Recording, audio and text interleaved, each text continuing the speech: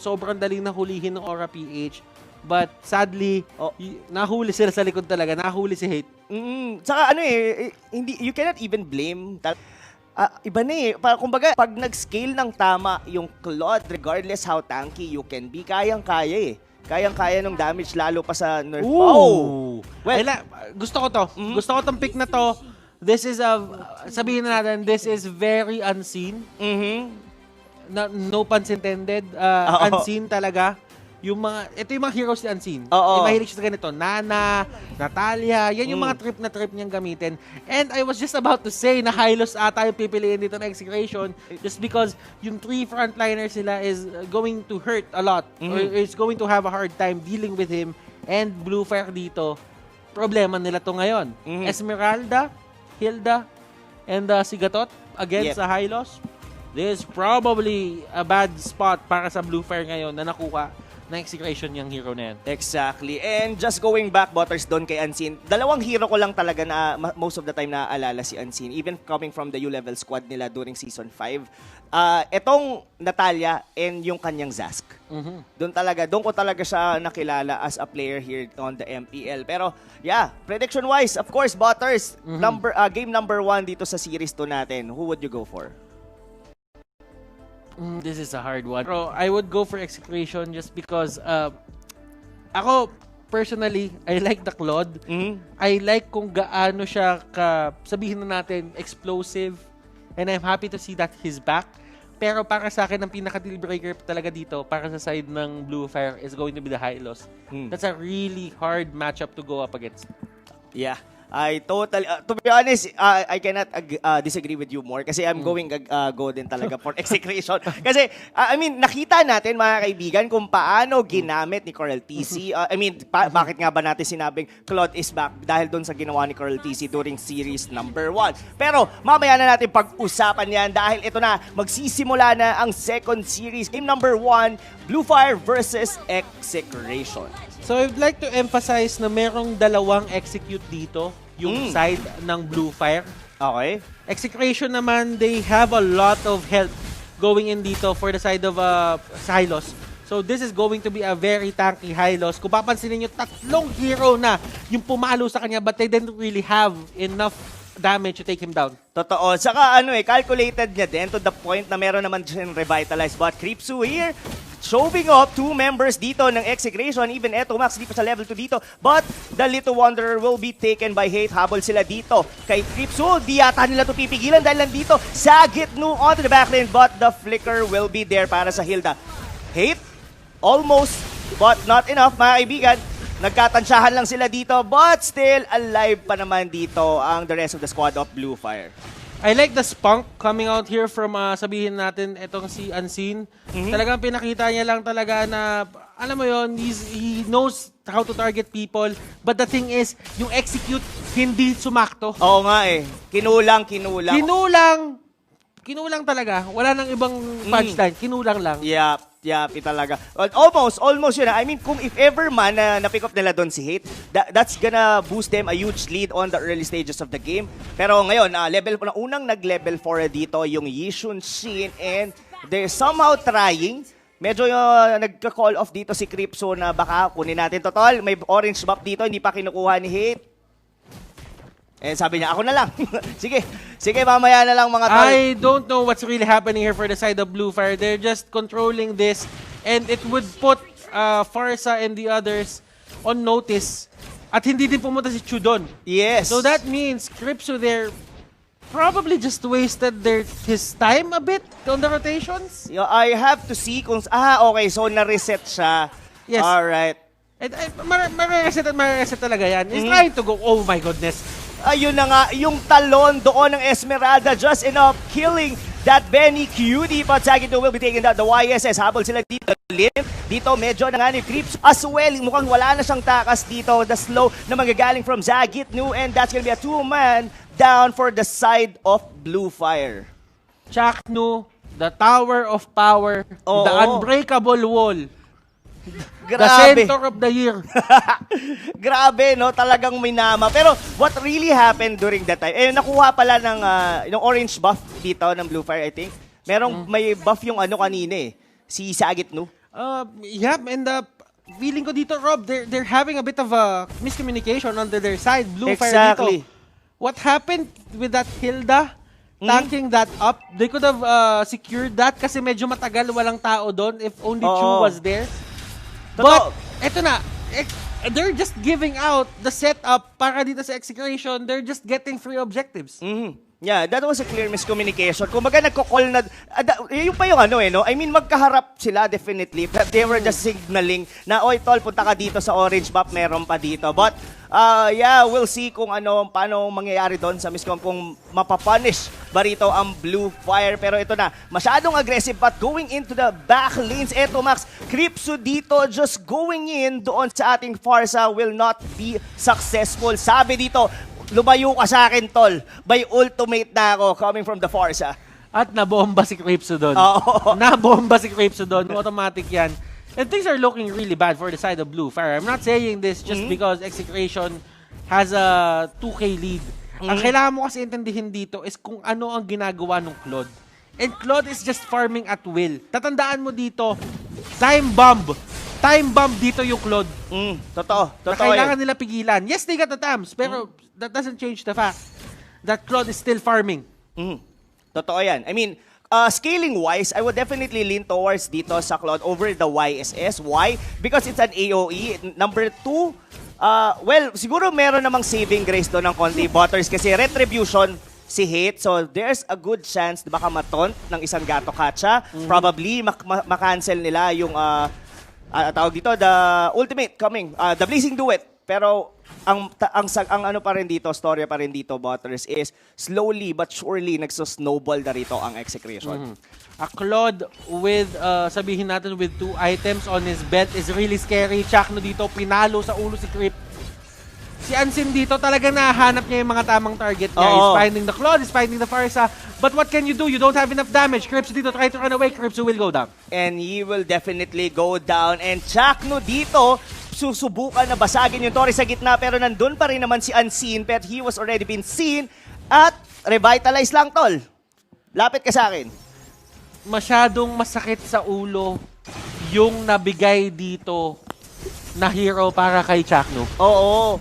Parang nahirapan sila dito na pasukin. Yes, nawala yung dalawang S-tier tanks natin, the Kufra and the Atas, but the Hylos is still there. Pero ang ano talaga dito, no, collaborative talaga din yung damage dito. The whole squad, yes, napipick up nila doon sometimes yung TAMs, pero yung threat ng Execration nandun pa rin. I mean, each and every hero, even eto, target nung ni Unseen and even ni Cripsu.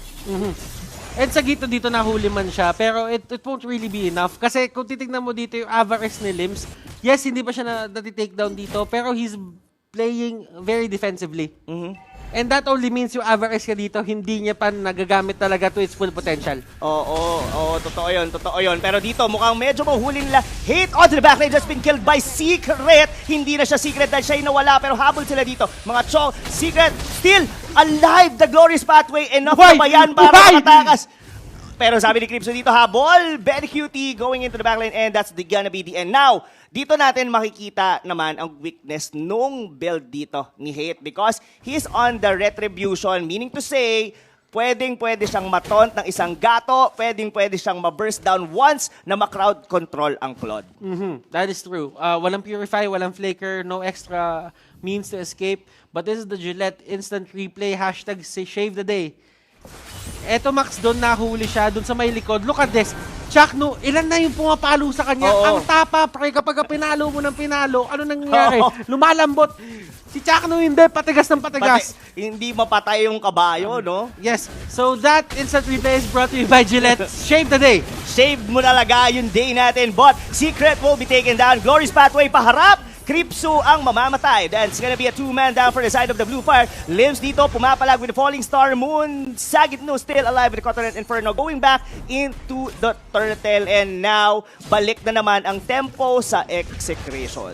Execration dito won't really be scared of going for these objectives. Remember, they have the setup, they have the map control, and they have the retribution. On the other side, para makuha nila yung mga objectives na ganito dun sa may gitna ng river, the Lord, the Turtle, they have to win a team fight. They have to go for a pick-off. 1 or 2 would do the trick, pero pinaka-safe na yung 2 para sa akin with the lead that Execration has right now. Oo, grabe. Medyo nahihirapan na in terms of din sa map control dito ang Blue Fire. Pero look at the feather airstrike ni Eto Max. Almost killing Creepsu, pero si Hate yung nakakuha sa may bandang likod. Hate, hindi pa siya humihinto dito. He wants to take down Libs, but onto the back lane. Sabi ni Secret, masyado ka nang makulit, and that's gonna be end. Unseen, just waiting for the right opportunity to pick off. Pagbalik niya doon sa unggoy, siya naman yung binigyan. Para sa akin, ito si Ancina, yung mga playstyle na ganyan, yung cool, calm, and collected, what we call the CCNC. Oh, wow. Sinabi natin, CCNC. Pangalan yan. Pero ang tawag ko na, sige, CCNC. Oo. Na, he's not really trying to go for the fight. Patient siya, and he's trying to punish everything na ginagawa ng Claude dito. Ginagawa ni Unseen yung trabaho niya dito for the team. Exactly. Para siyang kumbaga may bago na kasing tawag ang Signal Ultra ngayon, parang Butters. Ano? Team Kalmado. Ganyan, di ba? So, pwede yan for Unseen. Kalmado siya, just waiting for the right moment. Talagang napaka-patient niya na alam niyang babalik doon si Hate sa kanyang BMI. And Unseen is really trying. Yun yung maganda dito. Unseen is really trying to delay. And the only reason why Execration dito is not getting the win at hindi sila sinastamp todo ng Blue Fire dito is because laging may threat yung Claude. Laging may threat yung Farsa. Kapag kayong Farsa nag-feather airstrike, nakita niya, ang gagawin ni Unseen, pupuntahan niya. Oo, di-disrupt niya yung feather para umalis doon si Eto Max. Now, going back doon sa pinag-usapan before the start of the game, ito na yata yung sinasabi natin na channeling the hate. Diba? Yung double-edged sword, you hit it or sila yung tatamaan. Medyo nararamdaman natin. Hate was being funneled here, but pag siya yung nawala sa equation, medyo tumatagilid ang vapor dito ng Execration. Hate can go 1v1 with this Lord. Walang problema yan. And look at this. They're just being very aggressive with it. Si Unseen nandun sa may pinakadulo, Creepsu, hinahabol na talaga nila dito si Hate. Totoo.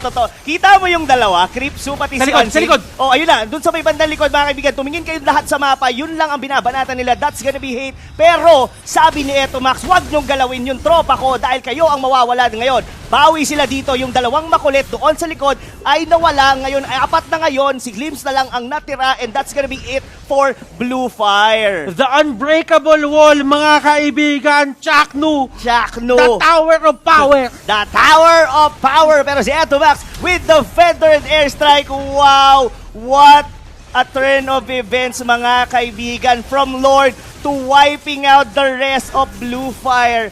What a spectacular performance coming from Execration. Chaknu, my goodness, one of his best games yet. I know matadagdagan pa to. Pero my goodness, Chaknu. Yes. Iba yung pinakita niyang performance doon. Iba yung pinakita niyang sandigan. Matibay ang sandigan ni Chaknu. Totoo. Matibay na matigay. And props din kay Eto Max. Talagang siya yung pinipilit na i-pick off dito nung dalawa ni Creepsu and ni Unseen. Then suddenly, nung mid-game, pinili si Hate na yung target, which is nagiging successful doon yung Blue Fire. Now, doon sa last fight na yon, ang ganda ng ginawa ni Eto Max. Ano, pre? Binantayan niyang maigi si Hate. Sabi niya, Par, hayaan mo lang kang pasukin. Nandito ako. Babantayan kita, Tong. Yun yung isa sa mga downside ng Natalia. Alam mo si Natalia, napakataas ang damage output niyan. Pero it only takes 1 stun to take down na Natalia. And that's the thing. That's a truth na kailangan bantayan dito ng mga teams. Yes, the silence is there. It would really, make it hard para sa isang Natalia na tumakas. And it would really make it hard din para sa Claude na tumakas kapag siya naman yung hinahunt ng isang Natalia. But the thing is, they played it right. Yung mga frontliners nila doon, si Sagitnu, si Chaknu, and si Benny, they did their job.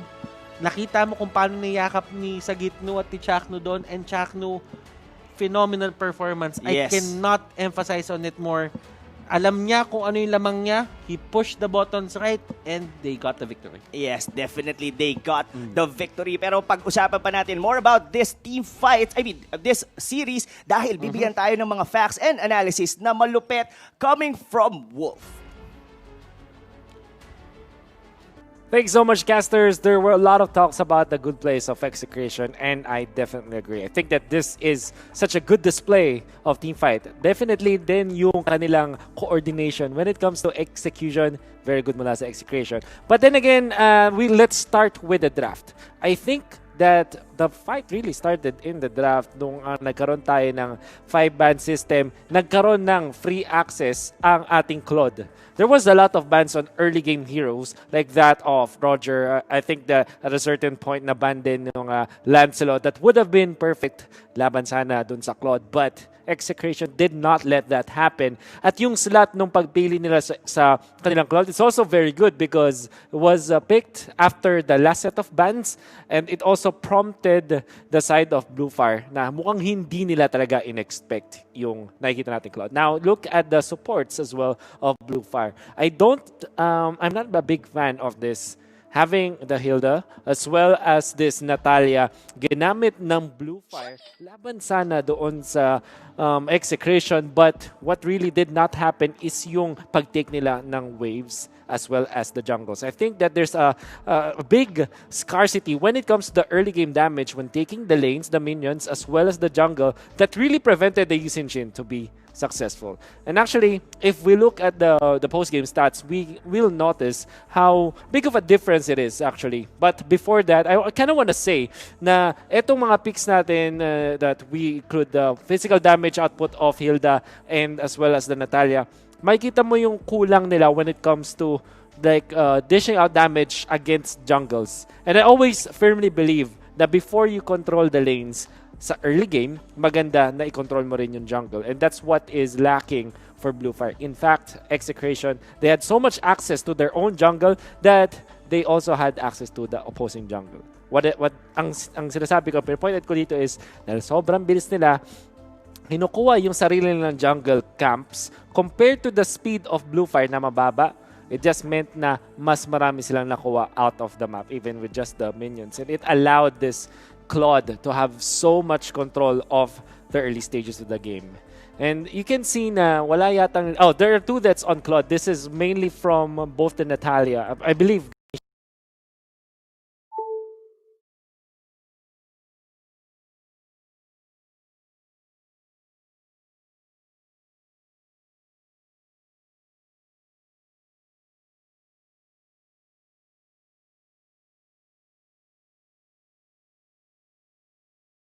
performed in the previous season. However, ang dami kasing mga problema nitong draft na to mula sa Bluefire when you're looking at Natalia. Number 1 is kailangan may tumutulong palagi doon sa ating Yisun Shin to farm, right? There always have to be someone na tumutulong sa kanya sa pagkuha ng farm, but that cannot come from Natalia. Natalia is an offensive support na gusto mong pumapatay ka ng kalaban. That's kind of true also with Hilda na dependent din sa pagkuha na kill sa kalaban just to scale in the late game. So you have 2 offensive supports and there's not much that you can do to help your Yisun Shin farm. On the flip side, yun yung nakita natin sa Execration. There's a lot of ways for them. Particularly, meron kang isang semi-offensive nuker coming out from the far side, and you also have the defensive support from Chaknu, and his performance on protecting the hate is perfect. Yan naman, channel the hate. And we can see as well yung sa highlights natin, bukod sa strategic development mula sa Execration, makikita natin kung paano naman nila ginawa yung mga plays, in-execute ng maganda at matalino. Many times in this game, lagi nilang napapunish yung Bluefire when Bluefire is overextending. So for Execration, the key was to always punish the movements of Bluefire. And ang perfect na teamfight dito na masabi ko is around the 6-minute mark kung saan yung kanilang pwestuhan ay napakalupit. Particularly this one. Yung susunod pa pala dito, I'm sorry about that. Kasi ang nangyayari para sa Execration, dahil nagfo-focus yung Bluefire sa pag-take ng damage, coupled with the fact that they don't deal so much damage in the early stages dahil wala silang mage support, doon na natin nakikita yung pag-punish niya ng Execration. Like this one, actually, ang ganda nung start for Bluefire that they eliminated this Claude. However, look at the position is, look at how spread itong Execration natin na parang pinalibutan nila yung buong lineup ng Bluefire. At as a result, doon na sila nakuha ng mga magandang pick-offs, like particularly the Yisun Shin.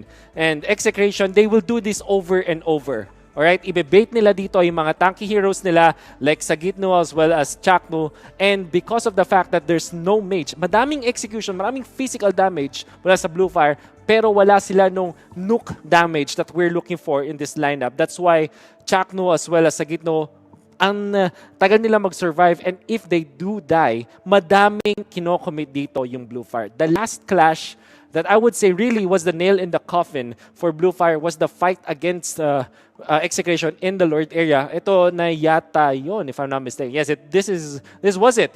Sobrang hiwa-hiwalay ng mga members ng Blue Fire na ang nangyari lang yung Execration, pinitas lang nila. Even the backlines, tinry ni Natalia na i-take down yung ating Claude.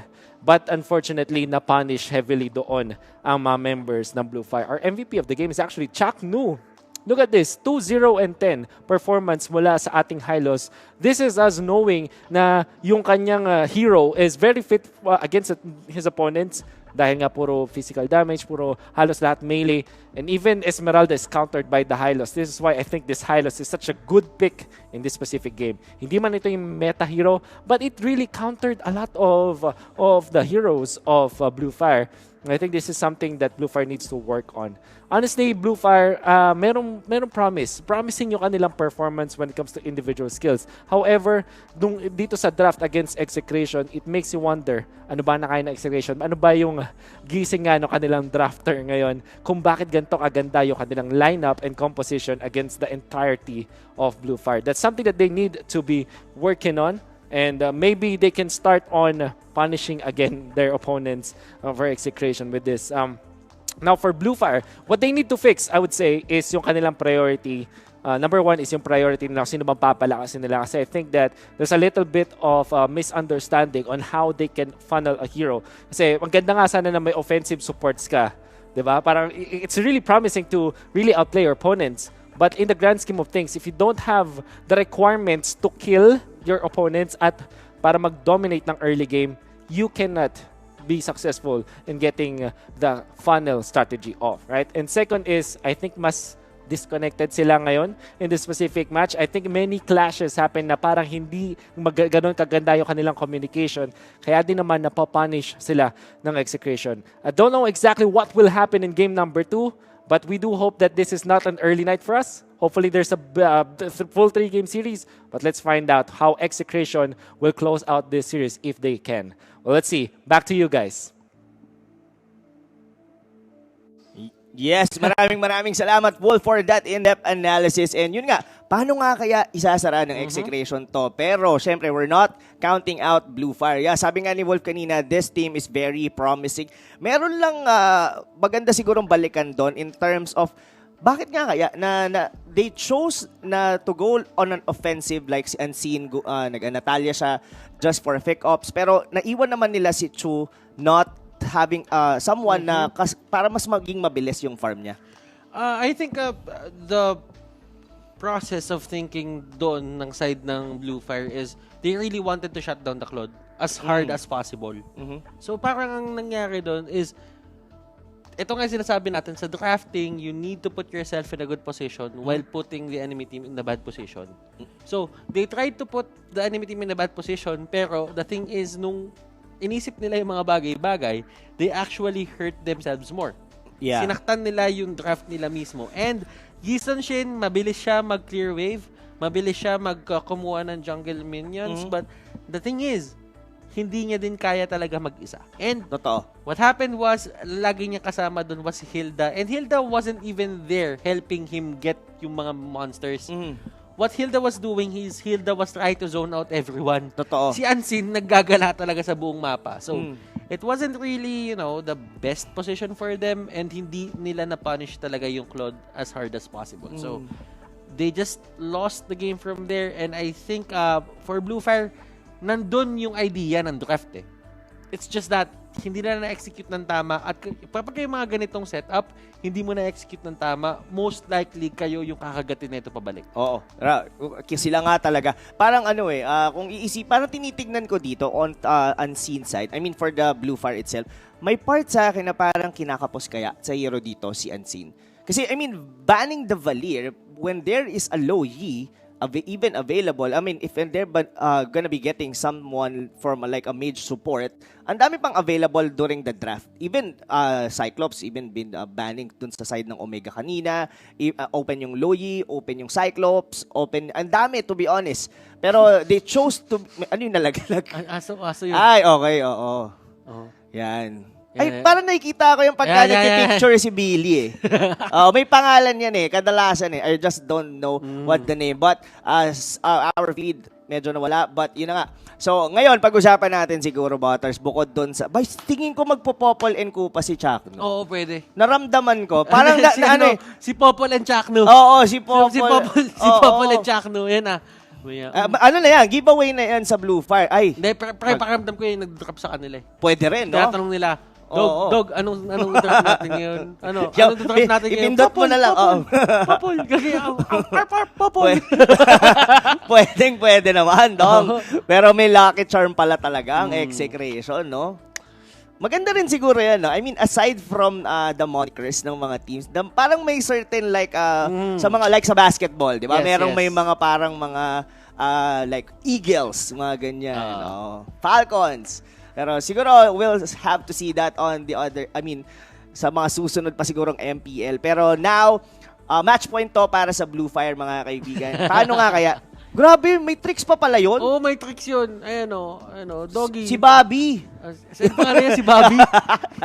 Naalala ko tuloy si Manjin. Hindi, feeling ko, pagka nandito si Manjin, ang pangalan yan si Bobby. Oo, si Bobby. Automatic, lahat ng bagay na hindi kilala ni Manjin, ang pangalan Bobby. Si Bobby. Bobby Tricks. Si Bobby Tricks. Well, in a way, it actually helps the atmosphere.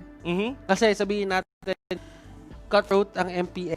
The pressure is always there. And kung makikita mo, the dog just coming in, nag-iba yung itsura ng lahat. Oo. Naging mas playful sila. And the atmosphere became lighter. And to be honest, it's part of esports psychology din in a way na to get the pressure out. At para matanggal sa utak mo yung kinakatakutan mo o yung pressure sa utak sa sarili mo. You just have to have fun and the dog helps. Oo, the dog really helps.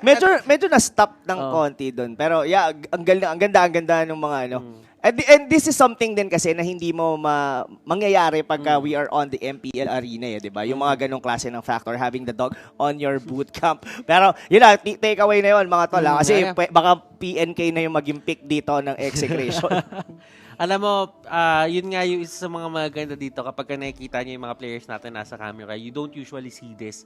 Kumbaga, sabihin na natin, humanizes the players. Kumbaga, yung mga idol nyo, aside from that, alam mo yan, di ba, mga ano din yan eh.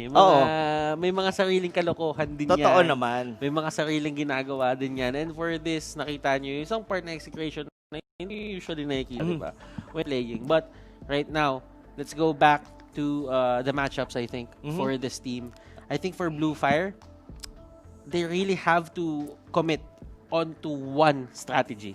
I guess. Kasi when you go for the Yi Sun Shin, isipin mo, Yi Sun Shin ang kukunin nyo, then you wouldn't really commit on it at iiwan nyo siya na parang siya lang bahala sa sarili niya to fend for himself. Then, you're actually trying to do two strategies at once. Totoo. I mean, yung part na nagzo-zone out, yung Hilda and as well dun si Unseen with the Natalia, then suddenly meron silang parang somehow like a funnel na hero which is the YSS na hindi nga naging funnel eh. Kasi walang sumama sa kanya sa jungle. Kasi whenever you say funnel strategy, you would like to give all the resources papunta doon sa YSS. So meaning to say, mas mabilis kayo mag-rotate sa map. Pwede niyang kunin even the gold from your side lanes. Pero hindi yun nangyari kay Chu kanina kasi nga medyo bumagal siya. Even, there was a time na siya lang din mismo yung kumukuha ng sarili niyang buff. Yeah, and sa totoo lang, if and only if naisipan nila mag-invade na lang, pwede. That could have been good kasi isipin mo the capability of a Yi Sun Shin to the early game. I feel naman na may mas potential siya against the Claude. If the Claude doesn't really get the 10 stacks sa Art of Thievery, I think that's going to be a big thing for him.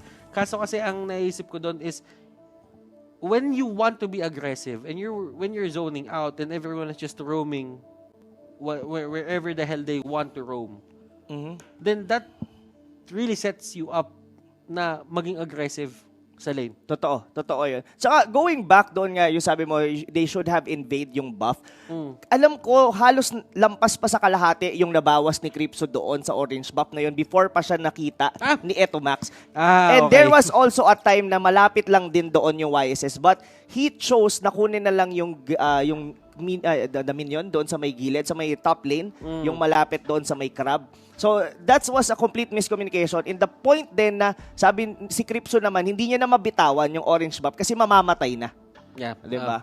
It could have been a fast. And yun yung isa mga pinaka tinitignan ko talagang not really game-breaking or that was the play na natalo sila. It was more on the idea na if they got it, they could have made their lives easier.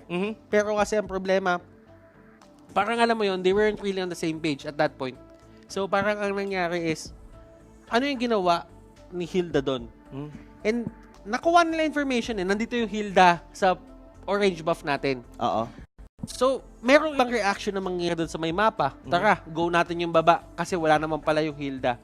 And, ayun nga yung sinasabi natin dito na if ever, yun yung isa sa mga bagay na kailangan mong alalahanin pala sa jungle. Okay? Ang jungle, walang minions na pumapasok doon. So, what does that mean?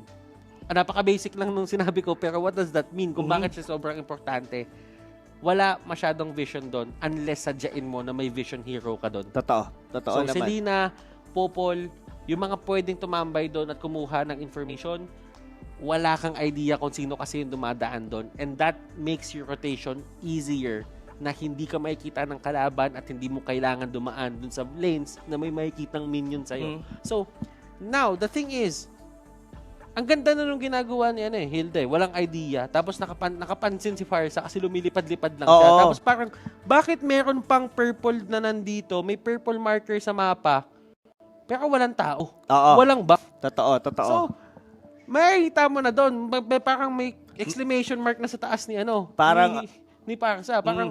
Parang may nagnanakaw. Totoo. Parang na ano na rin na spot out na rin ni Etomax doon na may possible na nandun sa ilalim ng brushes na yon. Pero yun nga, medyo slight communication. Pero yun kasi yun Butters. Yung fundamentals kasi, especially on the laning phase or early stages, the first minute to the fifth minute nung laro. Yun kasi yung pinaka isa sa mahal. Yun yung sinasabi natin the early game. Doon yung mga invade na nangyayari. Then possibly doon din nagbe-build up yung paano mag-snowball going into mid-game. Pero how about ito sa nakita nating first 3 matches?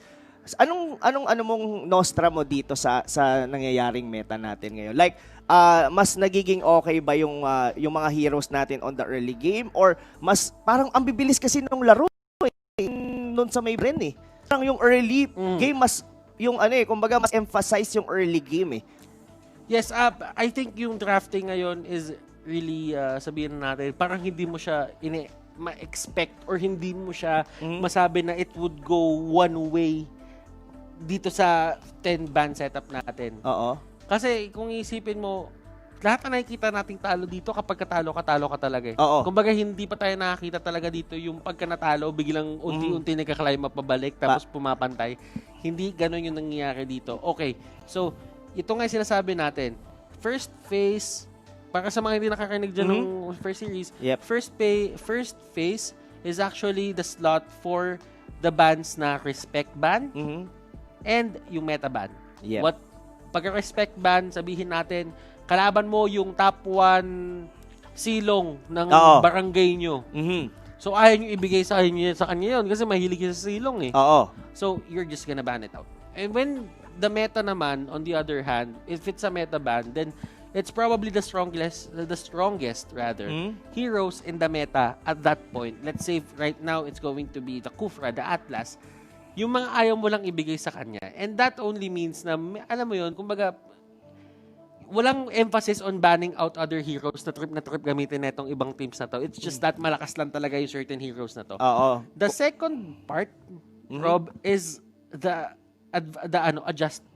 adjustment. Depende doon sa first 3 picks. Di ba may first 3 picks tayo? Yes, the first phase. May tawag dyan, just to butt in lang. Merong certain tawag dyan si Captain Dexter ng Blacklist International doon sa second phase. Dito daw pumapasok yung mga situational bans and pick. Yes. And that's actually part of the adjustment. Kumbaga, i-adjust mo na yung drafting mo in a way na parang ayoko makakalaban nito or may naisip akong iba. Ban nyo to. Kasi kapag kabinan nyo to, makakounter itong hero na gusto ko gamitin. Oo. Totoo naman. Kumbaga, it's a battle of talaga minds talaga ng mga coaches netong both teams na to para sa akin, ang pinakamahalaga talaga, yung first phase talaga kasi medyo yun doon magsaset ng tempo. Pero in terms of situational, mas no? Kumbaga, na-set mo na yung tone ng drafting doon pa lang sa unang 3 banyo per team.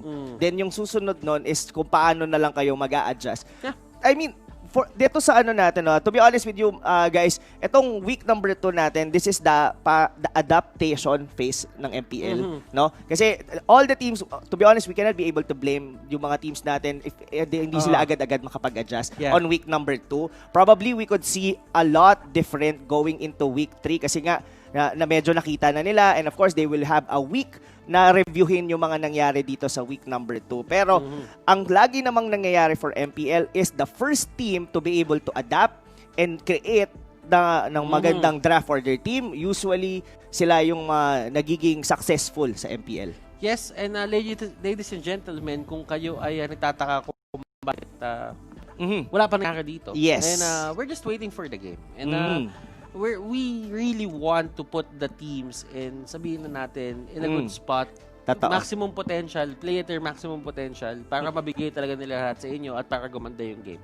Now, keep in mind na this is only MPL PH Season 6 week number 2. Week 2. Kumbaga sa pizza, kumbaga kung may 8 slices ang pizza, pangalawang slice pa lang ang nakakain natin as viewers. And there are a lot of things that can happen. Nakita na natin yung week 1 natin, hindi mo talaga mabasa kung ano man yung dapat, alam mo yun, kung ano man yung dapat nating i-expect. There were a lot of expectations. Sinasabi nila 2-0 si ganito, 2-1 si ganyan, si ganito mananalo. Pero it didn't really happen. Look at Onyx versus Blue Fire. A lot of the viewers really thought that it was going to be a 2-0. At isa ko doon. At ako din, isa din ako doon. Isa ako doon. Not gonna lie, yes. Not gonna lie. Pero pinatunayan ng Blue Fire sa atin, you couldn't really count them out ng ganito kaaga. What you do is you clearly try to set your expectations na anything can happen for this season. Kasi ramdam ko, walang tapon.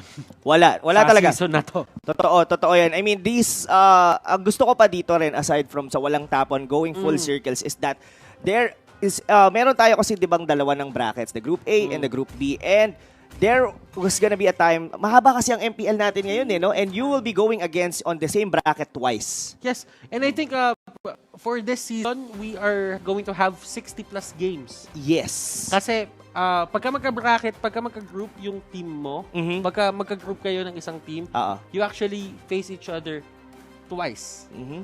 Kapag hindi mo sila ka-group, you will face them once. So, yes, oo. Medyo ito yung isa sa mga, bukod dito sa 10 hero ban, yun din yung isa sa naging bago dito sa pagpasok ng MPL Season 6. So, to be honest with you guys, kung isa ka sa mga bagong nanonood ng MPL, you are actually on the same page as us na ganito, first time natin to lahat-lahat makikita, and this gonna be a history na maaalala natin na isa tayo sa unang mga nakasaksi ng ganitong patch for Mobile Legends. Alam mo, Rob, alam ko ikaw yung anchor, pero ikaw tatanungin ko. Tatanungin ko, pre. Sige, go. Ano ba yung expectations mo nung nagkakaroon ng 10-man ban? Mas bukod sa magiging creative yung mga coaches natin is tingin ko mas gagaling yung mga players kasi they're gonna be of course, alam ko, bawat player ng MPL, they know how to play each and every hero. Pero kasi there is a specific hero na talagang papracticein mo over and over like 100 matches in a span of 1 week just to get the mastery ng hero na yon on a specific role. Pero dahil sa 10 hero ban, mas lalong lalawak. Kahit sabihin na natin na sobrang sila, kumbaga sinasabi nila na confident sila sa hero pool nila, pero iba pa din pag ginamit mo na on the MPL itself. I do agree. Knowing the hero isn't really the same as mastering the hero. Yep. Kasi you can know the hero, play a hero, pero yung playing it at his maximum potential ng hero na yon, that is another thing to go for kung gusto mo mag-practice ng mga hero na yon. Sabihin natin, marunong ka mag-funny, Rob. Hindi. Oh, sabihin, pero alam mo kung paano gumagana yung Fanny. Yep, oo naman. So, ibig totoo. sabihin, you know the hero. Yes, I know the hero but I can't play the hero well. Pero Oo. hindi mo master yung hero. So, Yes. there's a thing like that. And consistently playing the hero, doon mo nalalaman talaga kung paano gumagana yon. And this Totoo. is going to be the running trend. It's the sickening consistency. Kahit nakakaumay na siya, Oo. kailangan laruin mo yung hero na yon. And that is the trait of a pro player na hindi niya tatantanan yun as long as available yun, gagamitin niya yun. Totoo. Alam mo yun, naalala ko tuloy yung MPL Season 4 wherein si Venus, Oo. his Estes, I mean, if I'm not mistaken, that was 19-0 all throughout the whole season eh. Kung hindi, if I remember correctly yung numbers na yun, I mean, never natalo yung Estes ni Oh My Venus during MPL Season 4. And it was being forced na nga na binan nun, di ba? Nung Grand Finals. Pero that's gonna be a history for you to check. Pero now, ang pag-uusapan natin is na-open ngayon ang Selena dito sa drafting at kinuha agad ng execration. Nakikita ko ngayon ang ngiti sa mga labi Oh, ni Max. And trip ni Max to. And mind you, execution, past seasons, I think season 4, if I'm not mistaken, ito yung ginagamit nila, yung Selena offlane ni Sagitno. If nababaguhan kayo kay Sagitno, siya po si May. Oo. Pero may nangyari. Oo, Kaya si hindi na Mae. siya si May. Yep. Hindi na siya si Mae. Siya na si Sagitno. So, At sabihin ko sa'yo, ang tigas ni Sagitno. nako, yun ang paganda tol. Ang tigas ni Sagit, no. Siguro kung gusto nyo malaman, don't forget to follow his Facebook page. Alam ko, nakaka-follow ko lang sa page niya. Yan. Shout out. I think his real name was Jeff. Jeff Subang. Si Jeff. Jeff Subang. Yeah. Na-plug pa ng maigi. But ayun na nga. Pero still dito Butters still parehas pa rin yung pick dito ng Blue Fire. I guess talaga. Tama ba? Oo. Tama ba? Oo nga, tama ako. Tama naman. It was Jeff Subang. Para ito nga, yung pa rin ito lang palang maganda, no? Pagka sa bootcamp ka, pwede kang uminom anytime, any day. Ayun, tignan mo si Secret. Oo. Nagda-drop siya. Anong ginagawa niya habang nagda-drop? Naguhugas ng pinggan. Pwede, oo. Saka kumuha din ng Kumuha ng tubig. Oo, yun ang isa sa mga no? The best pagka sa bootcamp ka Yan yung naglalaro. tinatawag na responsible gaming. Di ba? Stay hydrated kasi, Butters. Huwag mong kakalimutan. Dahil mga viewer natin dyan. Oo. Huwag yung kakalimutan uminom ng tubig. Make sure. Kasi mas okay nang may panglasa. Di ba? Kahit anong mangyari. Pero, Huwag ka mawawalan ng pag-asa Oo. pagka meron kang panglasa. totoo yan, mga kaibigan. Pero tingin ko dito, inisip ko lang Butters So, kidding aside, ang ganda ng pick dito na execration kasi may purple silang hero. Oo. Hindi, seryoso ako doon. Hindi, Okay. no pun intended. Itong purple, kasi sabi nila, pag ang mga ganitong hero mo, ikaw lang ang may karapatang gumamit ng Calamity Reaper, mga ganon. Tapos the jungle item, curse, ano ba yun? The jungle item ng ng mage. I forgot the name. That was the curse sword ba? Tama ba? Star Shard. Star Shard, oo, di ba? Sila lang ang may karapatan yan. So, doon pa lang lamang na kagad dito ang execration. And look at this Blue Fire. They just ban out the Hylos. Oo. Bakit? Bakit hindi? I mean, the Esmeralda is still there. The Hilda is still there. Kapag pinili na execution yun, then Hylos will be another pain in the something baka dito sa side ng Blue Fire. Oo naman. Saka yan isa yun sa nagbigay ng pahirap sa kanila yung Hylos ni Chakno kanini. No? Well, hindi nila alam na PNK na ngayon si Chakno kasi kanina yun yung aso niya. Hindi, tinanong niya kasi yun. Oo. Ano yung baban natin? Aw, balir, aw. Pero kidding aside mga kaibigan, yung Balir kasi talaga one of the strength din na hero dito ni Unseen and nire-respeto yon ng execration. Yeah. Execution on the other hand, I like the X-Borg. The X-Borg is one of those heroes na parang hindi na masyado pinapansin ngayon. The only teams na gumagawa niyan is Execution right now. They got the X-Borg and yung Aura PH. Yeah. Totoo. Isa din yun sa mga heroes talaga nila, no? Yung X-Borg. Yung baga Aura PH, Aura PH special. And Yes. sabi na Execution, sige, gamitin na rin natin. Mukha na. And it's okay. It's okay against heroes, like Hilda, Esmeralda. Oo. Because it really gives them, a scare. Na baka kapag nasa bugas nila last insanity, it's still a good chunk of damage. It won't be able to take them down. Pero kasi, for these heroes na gusto mo mag-sustain, you don't want to lose HP ng ganong kabilis. Oo, totoo. Totoo naman. Saka sustainable din kasi talaga sa lane, no? Itong X-Borg. Pero what's gonna be the fourth pick dito ng Blue Fire? They still don't have an unseen hero. And that's gonna be your... Grabe, no? Sustain is the name of the game for Blue Fire. Kumbaga, yung side lanes nila talaga, ang sobrang tigas. Ang maganda pa pala dito, no, Butters? Selena is not a good hero na lagyan ng isang necklace of Durance. Well, they do have here the answer from the Kagura's name and as well the ultimate coming from Basha. Kagura dito is picked, and that is a... That is a... Definitely that's a... Ay, hindi. Hindi, just si Selena eh. Oo. You cannot put this... Parang I would give more priority para kay Kagura kaysa doon kay Selena. Totoo. Pero I guess it's gonna be side lane siguro tong Kagura, no? It could Then, a defensive side lane naman or the off lane na tinatawag yung kay Basha. Kasi nilalagay na rin sometimes yung Basha sa side. Hindi na siya yung sumasama doon sa rotation sa gitna. But, hindi pa natin to nakikita. That's gonna be unseen on the Nana. Wow! If I'm not mistaken, this is the first time ng Nana sa MPL Season 6. Yeah. Oo. Hindi naman siguro ito yung Nana na marksman, no? Kasi I did saw in a different match na ginamit yan ni Toshi. Pero yeah, I guess this is gonna be a support na mage na Nana. Yeah, very unseen. Very unseen. You Very haven't unseen. seen this before. You haven't seen this before. And alam mo, ito na lang yung sasabihin ko dito. Execration, they have the answers. Nasa kanila si Baksha. I really like their idea na kumuha na sila ng answer from there on out. Uranus and Esmeralda is accounted for kahit paano. But the thing is, can they make the Selena Kagura setup work?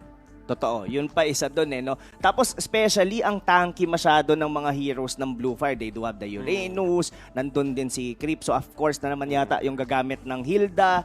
Wow.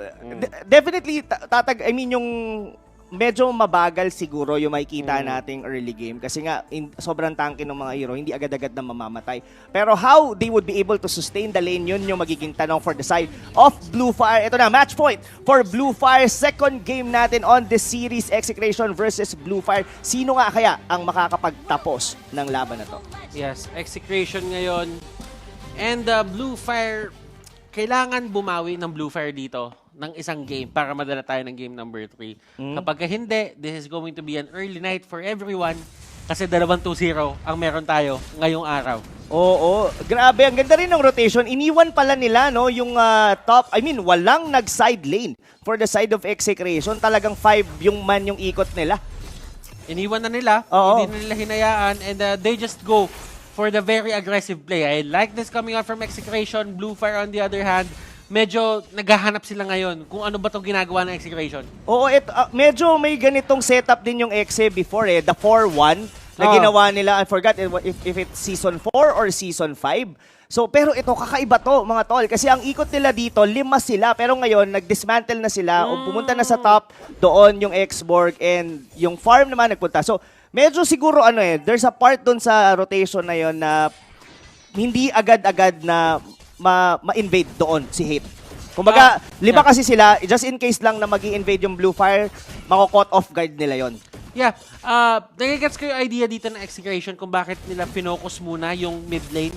Kasi kaya naman mag-travel nung Ling from mid to bottom ng parang isang iglap lang. Oo. Kumbaga, hindi rin ganun masasayang yung mga minion waves. Kahit nasabihin nila na wala agad na hero doon sa certain lane na yun. And in terms of the side lanes, as long as walang cannons doon sa may wave, it's not going to be a problem because as we all know, hindi naman ganun kabilis mag-push. Etong si Uranus, hindi din ganun kabilis mag-push. Etong si Esmeralda. Totoo. They're only as strong as the minion that they have during on that specific lane. Pero ayun na nga, yung gulong na gumugulong dito papunta sa may top lane. Ang mobile masyado ng mga heroes dito ng Execration, but as mobile as it can be. Creepsu dito, half HP, palo dito kay Etomax, but still not gonna be enough. And Chu there just being very, very patient. Kung lumapit doon yung Selena, that could have been a kill. Pero eto Max, naramdaman niya and that was a nice play coming out from him. Hate, Naku po, pero dito Tempest of Blade has been used just to get away. Muntik na rin doon si Chu, mga kaibigan. Pero grabe si Chaknu, no? Yung gulong niya from top lane to bottom lane. Seryoso, no? Nakita ko siya kanina sa top lane, nag-uubos ng minion wave. Sabay gulong pababa. Oo nga pala, may naaalala ko, Benny Cutie Cripso. Ay, oo. Oo. Ay, naku po. Mahinis. Spicy. I see. Oo, pero spicy yata rito. If ever man na nakuha ba, doon ni Hate yung purple buff dito ni Chu. Pero yun na, eto Max dito, almost half HP. Malapit na siyang mamatay. But Creepsu going in, masyado tumatakbo dito si Hilda going in for eto Max. Pero sabi ni Chakno, nandito ang aking gulong sa pagtulong sa may baba. Hate, medyo messy ng teamfight nila dito, paring Butters. Alam mo, the Blue Fire dito, they have the setup on the turtle lane. So, that's good for their side. Walang magawa dito yung side ng execution, and this is one of the ways para magkaroon na lamang yung side ng Blue Fire. They get the turtle and they should be happy with that. Oo, totoo yan. They really need to be happy with that. Yung sa mga nangyayari dito sa laban na to. And props to Creepsu, talagang ang galing niyang mang-zone out nung sa execution up until dun sa may tier 2 turret. Talagang nadi-disrupt ng maigi. Pero dito, Benny Cutie, almost half HP. Pero out mo na dito. Eto Max, eto ngayon, no, yes, they have the Selena rito. Pero hindi pa na, mainit. Talagang mainit ang kuya mo, Creepsu. Si Creepsu dito, palong-palo. Palong-palo, kumbaga sa tropa mo. Palong-palo. Oo, ML no? ML, yan yung tinatawag pagka sa normal na magtotropa. ML na ML ML na ML. ML na ML. Raptor Machete is now up for Chu. So that means the extra stacks will help him. I can't really see kung ilan ng stacks yon, pero I think at this point it's probably at 8 or 5. Yep. 5 to 8, nasa ganon. Sa gitna on the other hand, sa may pinakataas, tira mo yung laban na ginagawa nila dito, si Hate talagang pinipilit niya lang dito si Lim sa baba. Exactly. Now, this gives me to think, Butters, going in, for sure, the early game, medyo, ito na yan going into the mid game, tingin ko aabot talaga tayo sa late game compared to the previous matches. Pero mamaya na natin pag-usapan yan dahil dito HP, Eto Max, and even Hate is almost half HP. Bukang magpo-push na rito ang execution. And probably invade as well the purple buff dito ng Ling. And ito yung ginagawa ni Chakno dito, ito talaga yung signature niya. Pero the Nana was there to actually help them get him into the Totoro mode. Totoo, Totoro mode, pero not enough to kill doon because the passive of the Nana was there, but the trap will be securing the kill for the Nana. But, eto Max, will be burst out by Chu. Ito ngayon yung tatanong ko pala talaga sa'yo, Butters. Kasi pagka napunta tayo sa late game, sobra nang magiging tanky ng team ng Blue Fire. Yeah, Esmeralda, Hilda, everyone else, and Chu is so mobile na hindi mo rin agad-agad mababurst down. Yeah. How it would pan out. Pero mamaya na yan. Templars of Blade has been used by Hate pero not to the full extent. Dahil si Secret dito, hindi na nagtatago. Going in, grabe, minamama na nila dito ang execration. 2 turtles for the side of Blue Fire, and that is stopping execution from engaging etong team na to. Creepsu gets called out, last insanity pang disengage. Secret dito, and the others tatakbo na lang. They know that hindi nila dapat puwersahin yung mga bagay-bagay dito kasi slowly but surely lumalamang at lumalamang sila. Totoo yan, slowly but surely. Ito pa ngayon ang ang dilemma in terms of having na hyper carry na isang Link. Kasi there is no one on the side of Blue Fire. Well, nandun si Chu probably na pwede mo ma-burst. Kaso it's so mobile.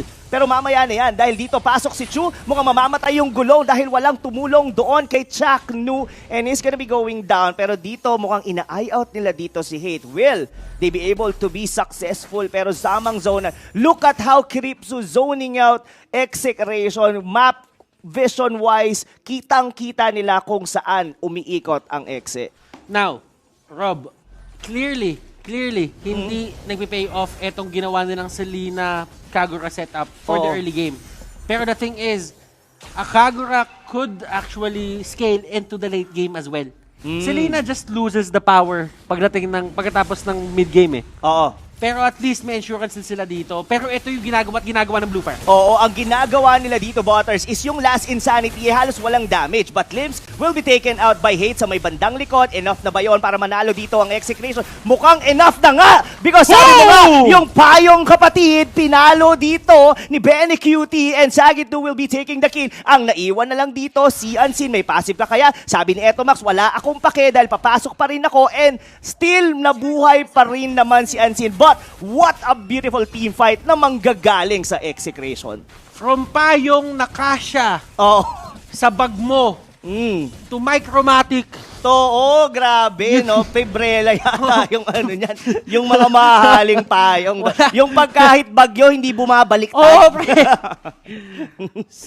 Secured ang tinda mo. Secured. Future secured. Pagka ganyan ang iyong payong, tol. Yan. Eto na, nabuo na ni Army ng Etomax, may Calamity Reaper. Yan lang yung hinihintay kong buuin. So, Calamity Reaper is up doon sa Army ni Etomax. Pero dito, Limbs, mukhang hindi pa siya enough dahil hahabol siya dito, Etomax dito, on the bridge. Pero sabi ni Chakno, nandito na yung gulong, mga tol, and Hate will be there onto the back lanes. Will they be able to kill dito si Limbs? Habol pa sila dito. Abyssal Arrow! Almost hitting Limbs, pero hindi pa din tumama. Guys, hitbox. Yung hitbox. Ang sexy ng Esmeralda. Iba. Iba yung bewang niya ni Esme. Pero ito na. Our Gillette Instant Replay, #Shave the Day. Ito yung nangyari. Almost kung titignan mo dito, yung damage, AoE damage coming from Execration, the yin yang overturn, giving a slow and damage as well for the whole Blue Fire. Parang naipit sila doon sa lugar na yun na wala nang labasan or alisan. And right now, nakikita mo si Chakno dito, talagang pinipilit niya lang niya si Secret dito, naipit na sa may gitna, the stun is there. Secret dito, mukhang siya yung tutumba, play by play na ako, go! It's okay lang, Butters, dahil masyado ako nag-e-enjoy sa pagtingin dun sa gulong. Seryoso, grabe yung gulo. Ito na, Chakno, grabe talaga. The way the zone out dito ni Chakno ngayon, nararamdaman na natin dito yung lakas ng draft dito ng Execration. Will they be able to be successful? Yun ang tanong. Pero Limbs dito, tamang out lang muna para kay Hate. And still, Etomax. Wow. Alam mo, seemingly, it's like a messy team fight overall. Pero, grabe pag nagpadikit-dikit. Look na, ito na, ang hinihintay nating arrow na tumama kay Limbs pero makakapag-out pa nga naman pero hahabulin siya sa likod ni Benny Cutie and as well ni Hate with a Tempest of Blade. But a shutdown, patay pa rin naman siya dito ng Lancelot. Hindi pa sila huminto dito, Butters. Wala silang pakialam doon sa torre. Pero yun na, pinansin na dito ni Etomax. Basagin na muna natin, tol. Masyado na tayong malalim at mukhang mapapanish yata dito ang Execration. This is a very bad timing for the side of Execration. Kung papansinin mo, the line is now up and malapit sila masyado. Kung manalo ang Blue Fire dito, this could be an easy lord for them. Pero sabi ni Hate, meron akong ibang nasa isip. Tara, labanan natin. Gusto nila to eh. Ito yung gusto nila eh. Gustong-gusto mo talaga yan. Channel the hate dito kay Tropa. Oh my God. At from a messy team fight into a very successful one, probably getting the purple buff din as well. Pero syempre, yung signature teleport, pag nakakapatay, hindi pwedeng mawala. And this is them just taunting their enemies, psychological warfare. Wala mang trash tukan na nagaganap. Wala. Pero merong onting asaran na nasisingit. At nasingit na rin dito for our Gillette Instant Replay, #Shave the Day. Ito na yung sunod naman na nangyari from the previous fight. Sabi nga dito ni Butters, ito yung gusto nyo, ito ang ibibigay namin sa inyo. Unseen has been killed there as a Danana. Now, medyo hindi na natin nararamdaman ngayon yung support dito ng Blue Fire. Kumbaga, parang naiipit na lang yung Nana o na collateral damage nung lahat nung nangyayaring mga AoE. But Arrow, tatama ka kaya, pero masyadong kitang-kita ni Limbs yun. Pero sabi ni Hate, ano naman? Pero out na muna sila dito mga tol. But still, mga kaibigan, this is still an even ball game. Almost 3,000 lang naman yung lamang dito na Execration. And I guess, this is, pwede pa tong magbago. Anything can happen still dito, lalo na, lalabas na ang Luminous Lord. Gusto ko yung fact na kapag ka nandoon si Etomax sa lane na yun, always ready si Hate umikot. Oo, totoo. Kasi he knows na kapag may tinamaan si Etomax ng pana, that's going to be an easy kill for him. Pero doon sa taas may nangyayaring away. Oo, yung dalawa, si Limbs pati si Hate. Kanina pa nagkikita sa side lane. Parang silang dalawa. Now, still, parang pa rin tricky pa din if ever na mag-lord dito ang Execration. I think bounce taas. Oh, yun nga. Doon pa rin. Ganun pa din nangyayari. But I think dalawang assassin na yata yung naglalaban doon. Alam nila dito na wala dito si Hit. Probably this gonna be a fake Lord. Okay. Parang hindi pa sila ganun ka-confident Pero almost half HP na dito, Butters and Lord. Hate is here as well. They have 2 retribution. Secret dito gets caught out. Oh! And Secret will go down. Yes, definitely go down. Wala yung kunat ng isang Uranus doon sa sakit na binabato dito ni Hit, and Scriptsu might be next. Ito na nga kaya ang katapusan ng Blue Fire dahil the whole Execration squad are going in with the last Insanity, not hitting because the flicker out. Pero sabi nila, hindi enough yan dahil hahabol kami dito mga tol. Sa may bandang likod, 3 members dito ng Blue Fire as being zoned out by Execration. This might be a free Lord para sa Execration. Ang ganda ng team fight na yon at 12 minutes into the game. Nakita mo kung paano yung turn na ginawa ng Execration doon. They realized na nandun na si Hate. They did not focus the Lord. They went straight to the enemy team. Tinake down nila agad si Secret, and the rest is history. Naubos nila yung dapat ubusin dito sa side ng Blue Fire. And Blue Fire, they cannot contest it anymore kasi the fact remains that Blue Fire dito, they can win the fights, but it needs to be 5-man. Totoo yun. And I mean, sobrang key player yung napatay nila doon before they took out the Lord, which is yun nga si Secret. And I'm really surprised na burst out siya agad doon sa laban na yun. Pero yeah, now, mga kaibigan, the Lord on the side of Execration, they are the one who is leading here. And another, naku po, mukhang delikado to dahil may Lord. Makakatakas nga kaya. Ito na naman, mauulit kaya. But still, makakapag-out naman dito si Secret. Pero hindi, pumapalag pa rin dito. Onto the backlane, Scriptsu just going in for Benny Cutie, but the damage will not be enough. Mukhang siya pa yata yung mamamatay sa may bandang likod. Even Hate with the Tempest of Blade under the tier 3 turrets. Habol pa sila dito. The last Insanity! Grabing nabaliw, pero yun na nga, Secret might actually go down as well. Makakabalik pa nga kaya sa base. Sabi nila, but the Lord is still alive. Revitalized has been popped. Pasok sila dito, mukhang pinutupuruhan na rito. Benny Cutie already attacking the base, but walang minion wave. But sabi ni Hate dito, basagin nyo muna mga pre, yung Torre doon sa may taas. Secret will be taken down by the Link. And now, another team fight. Labang na lamang, pasok na pasok. Execration just being a double kill dito for Link. And another kill for Selena. Scriptsu will be going down, and Execration just showing who's the boss here on game number 2. Stellar performance coming out from Execration. Yung course nilang 3, it might have been the support show yung game number 1. But for this game, itaas yung kamay nyo at patunayan nyo na kayo yan. At may, grabe, sure ako si Billy yung pumapalakpak na yun. Si Billy pumapalakpak. I just want to put it into your attention, ladies and gentlemen, yung mga viewers natin dito, na that was a very good, that was a stellar performance coming out from the 3 cores na meron dito, yung Execration. Yes. They didn't have the lead into the early game. But what happened was, it was good team fights coming out from them. If merong savior dito ng laro talaga nila na hindi, kung bakit hindi napunta sa Blue Fire yung buong early game, it has to be Benny Cutie. Yeah, definitely. That Kagura. Yung Kagura play ni Benny Cutie doon, that one yin-yang overturn. Na-overturn yung buong laro. Totoo. Yun talaga. Yung kumbaga, kung may term na the table subturn, doon napunta yon sa play na yon from the yin-yang overturn doon ng Kagura. That was on the